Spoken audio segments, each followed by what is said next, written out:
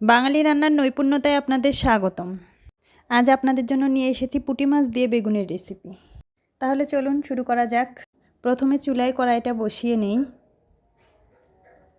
কড়াইটা গরম হওয়া অবধি আমাদের অপেক্ষা করতে হবে। এই রান্নার জন্য আমি লম্বা বেগুন ব্যবহার করেছি। আপনারা দেখতেই পাচ্ছেন বেগুনগুলোকেও আমি লম্বা করে কেটে নিয়েছি, আলুগুলোকেও ঠিক তাই লম্বা করেই কেটে নিয়েছি। আপনারাও চেষ্টা করবেন বেগুন আর আলুটা এভাবে লম্বা করে কাটতে, তাহলে তরকারিটা দেখতে অনেক সুন্দর হবে, খেতেও অনেক মজা হবে। তরকারিটার জন্য আমরা পেঁয়াজ মরিচও আগে থেকে কেটে নিয়েছি। শীতের সময় তরকারিতে ধনিয়া পাতা না দিলে কি হয়, এই জন্য ধনিয়া পাতাও রেখেছি। কড়াই আমাদের গরম হয়ে এসেছে। এখন এর মধ্যে আমরা দিয়ে দিব পরিমাণ মতো সরিষার তেল। আপনারাও চেষ্টা করবেন এই রান্নাতে সরিষার তেল ব্যবহার করার, তাহলে রান্নাটা অনেক সুস্বাদু হবে। ফোড়নে দিয়ে দিব গোটা জিরে, তেজপাতা, এরপর কেটে রাখা পেঁয়াজ কাঁচামরিচ দিয়ে দিব।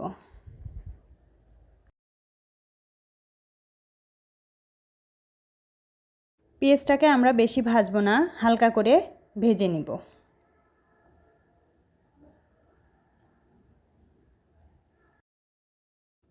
পেঁয়াজটা আমাদের ভাজা হয়ে গেছে। এখন এর মধ্যে আমরা বেগুন আলুটা ছেড়ে দিব। বেগুন আলুটা পেঁয়াজের সাথে ভালোভাবে মিশিয়ে নিতে হবে।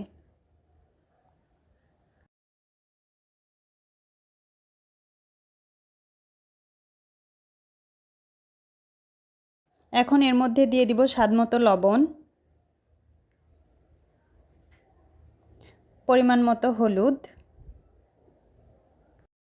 লবণ আর হলুদটা তরকারির সাথে ভালোভাবে মিশিয়ে নিতে হবে।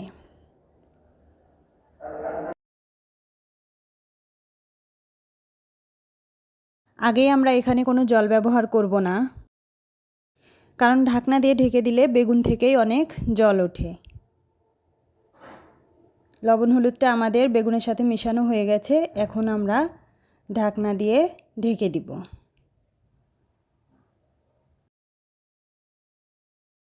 ঢাকনা খুলে তরকারিটা মাঝে মাঝে নাড়তে হবে, যাতে তরকারিটা কড়াইয়ের সাথে লেগে না যায়।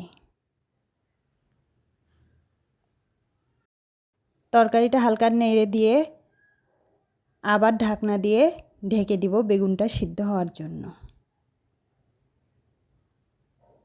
ঢাকনা খুলে নিব। দেখতেই পাচ্ছেন বেগুন থেকে জল ছাড়ছে।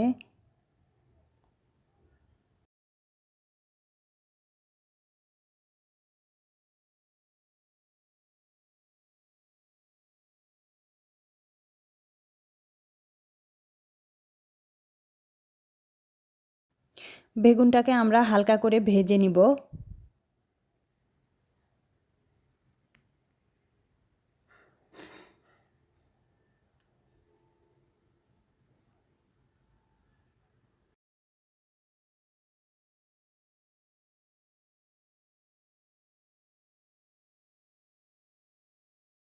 দেখতেই পাচ্ছেন বেগুনটা আমাদের ভাজা হয়ে গেছে। এখন এর মধ্যে দিয়ে দিব আগে থেকে ভেজে রাখা পুঁটি মাছগুলো।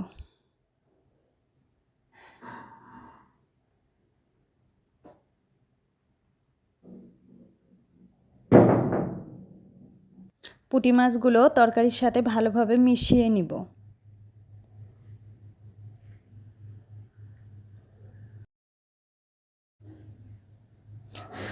মাছগুলো তরকারির সাথে মেশানো হয়ে গেছে। এখন আমরা এর মধ্যে দিয়ে দিব পরিমাণ মতো জল। এই তরকারিটাতে মশলা না থাকার কারণে এটা অনেক স্বাস্থ্যকর, তাই এই তরকারিটা আপনারা অবশ্যই বাড়িতে চেষ্টা করবেন। আশা করি ভালো লাগবে। তরকারিটা ভালোভাবে মিশানো হয়ে গেলে এর মধ্যে আমরা দিয়ে দিব কেটে রাখা ধনিয়া পাতাগুলো।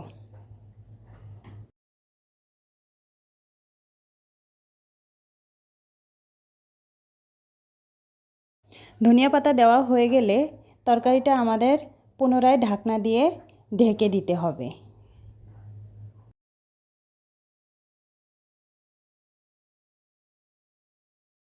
আর ঢাকনা খুলে একবার চেক করে নিতে হবে। এই তরকারিতে জল রাখা যাবে না, তরকারিটা শুকনা শুকনা করতে হবে, তাই আমাদের যেটুকু জল আছে আমরা শুকিয়ে নিব। ভিডিওটা ভালো লাগলে অবশ্যই লাইক কমেন্ট করবেন। এরকম আরও নতুন নতুন রেসিপি পেতে আমার চ্যানেলটি সাবস্ক্রাইব করে বেল বাটনে চাপ দিয়ে রাখবেন। তরকারিটা হয়ে গেছে আমাদের, এখন আমরা নামিয়ে নিব। আপনারা দেখতেই পাচ্ছেন কতটা সুন্দর হয়েছে দেখতে, খেতেও কিন্তু অনেক মজাদার। ভিডিওটা দেখার জন্য ধন্যবাদ সবাইকে।